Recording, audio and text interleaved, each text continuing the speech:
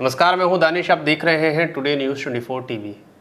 आज सुबह दिल्ली के सीएम अरविंद केजरीवाल ने मीडिया से बातचीत करते हुए उन्होंने बताया कि क्या 20 अप्रैल को जो प्रधानमंत्री नरेंद्र मोदी ने कहा था कि कुछ राहत दी जाएगी, क्या वो राहत दिल्ली वालों को मिलने वाली है या नहीं, जिसमें उन्होंने साफ साफ कहा कि दिल्ली में अभी कोई ऐसी राहत नहीं दी जाएगी क्योंकि दिल्ली में कोरोना के केस बढ़ते जा रहे हैं।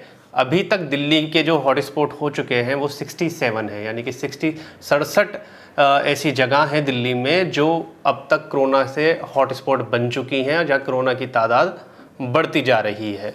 तो इस हिसाब से उन्होंने बताया है कि अभी दिल्ली वालों को इससे कोई राहत नहीं मिलेगी। साथ ही साथ उन्होंने एक ऐसी खबर भी बताई है जो शायद पूरे देश को सकते में डाल दे और देश के लिए परेशानी और आगे कोरोना से खड़ी करने वाली है। यानी कि कोरोना से जो अब तक हम फाइट लड़ते आ रहे थे, इस खबर को जो हम आपको बताने जा रहे हैं, ये सुनने के बाद स्थिति और भी ज़्यादा गंभीर होने वाली है। दिल्ली के सीएम अरविंद केजरीवाल ने बताया है कि 186 यानी कि 186 पेशेंट ऐसे आए हैं दिल्ली में कोरोना के जिनको कोरोना के लक्षण ही नहीं नज़र आए। अरविंद केजरीवाल ने बताया कि 186 पेशेंट ऐसे हैं कि जिनको ना खांसी है, ना बुखार है, ना जुकाम है, वो बिल्कुल ठीक है, लेकिन फिर भी उनको कोरोना निकला है। तो चलिए दिखाते हैं आपको सीएम केजरीवाल ने क्या कहा है।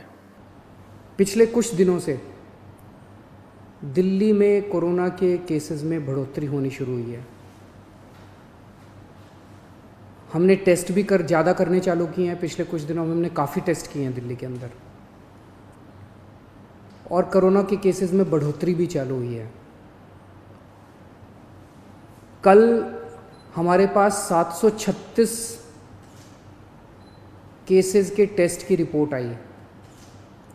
उन 736 में से 186 कोरोना के मरीज़ निकले,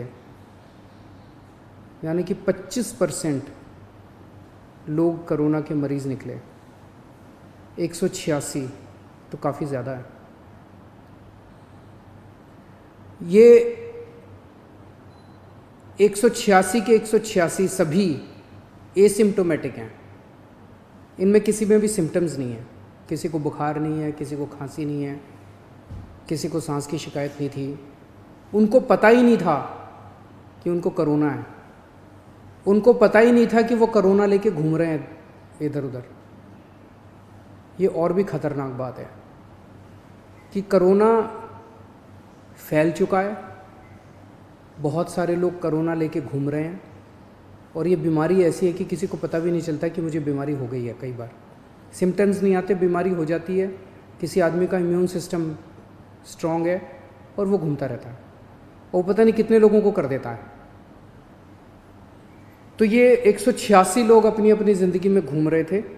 तो ये एक बहुत बड़ी गंभीर समस्या बनने वाली है क्योंकि हमारे आसपास अगर कोई कोरोना पेशेंट होता है तो हम शायद उसको या उसको खुद भी अगर कोई ऐसा लक्षण होता है, बुखार बार बार आ रहा है, खांसी हो रही है या सांस लेने में तकलीफ हो रही है, तो उसको लगता है कि कोरोना है, वो टेस्ट करा लेता है। लेकिन अब स्थिति ऐसी बन चुकी है कि कोरोना सामने ही नहीं आ रहा है। लोगों को खांसी नहीं है, बुखार भी नहीं हो रहा, सांस में तकलीफ भी नहीं हो रही, लेकिन जब उनकी टेस्टिंग करी गई तो ये पता चला इनको कोरोना था। वो कैसे पता चला कि जो कोरोना पेशेंट थे वो लोग उनके संपर्क में आए थे, इसीलिए उनकी टेस्टिंग की गई और टेस्टिंग में सामने आया कि उन्हें कोरोना था। लेकिन उनसे जब पूछा गया कि आपको कोई दिक्कत हो रही है, कोई परेशानी है, तो उन्होंने बताया कि हमें कोई परेशानी नहीं है, कोई फीवर नहीं है और कुछ भी ऐसी समस्या नहीं है जो कोरोना में आ रही है। तो अब ये एक बहुत बड़ी समस्या बन गया है कि कोरोना को अब हम साइलेंट किलर कह सकते हैं कि एक साइलेंट किलर बन गया है जिसके लक्षण सामने नहीं आ रहे और कोरोना हो रहा है। तो ये एक बहुत बड़ी समस्या बन जाएगा क्योंकि अभी तक तो हम लोग लक्षणों से पहचान रहे थे मरीज को कि हाँ इसको कोरोना है या फिर जो जिसके संपर्क में आए थे।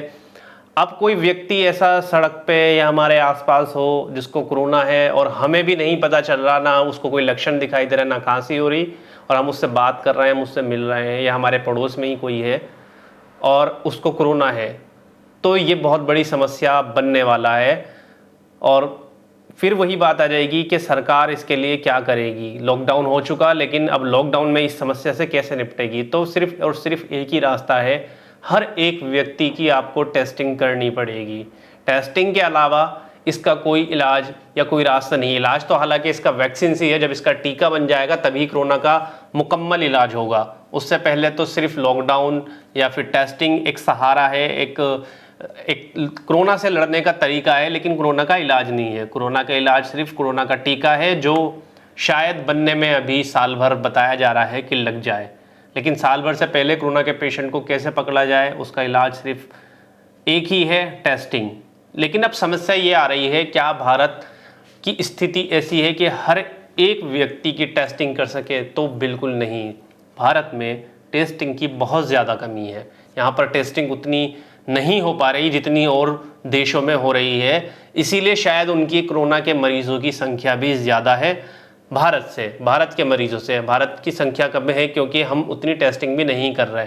यहाँ हर 10 लाख व्यक्ति में 200 से 250 लोगों की टेस्टिंग हो रही है, जिसका एग्जाम्पल आप महाराष्ट्र से ले सकते हैं। महाराष्ट्र में और राज्यों के हिसाब से ज़्यादा टेस्टिंग हो रही है, इसीलिए वहाँ पर मरीज़ भी ज़्यादा आ रहे हैं। तो अब ये एक और चुनौती भारत सरकार के सामने आने वाली है कि उन लोगों को कैसे पहचानेंगे जो लोग सही घूम रहे हैं लेकिन फिर भी उन्हें कोरोना है।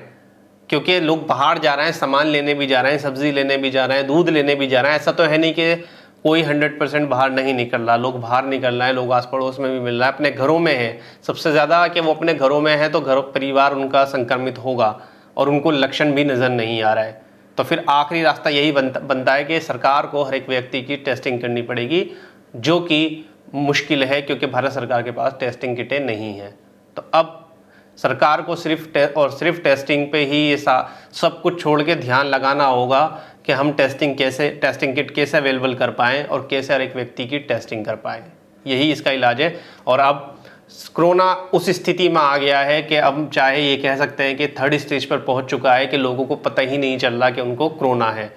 तो ऐसी स्थिति में सिर्फ आप लोग एक ही काम कर सकते हैं, आप अपने घरों में रहें, जितना हो सके एक दूसरे के संपर्क में ना आए। यही आपके लिए सही है। अपनी हिफाजत हमें खुद करनी पड़ेगी। अब सारे काम हम सरकार के भरोसे नहीं कर सकते कि सरकार टेस्टिंग कराएगी, सरकार ये करेगी या सरकार वो करेगी। अब अपनी हिफाजत खुद करनी पड़ेगी, यही इसका फ़िलहाल इलाज है।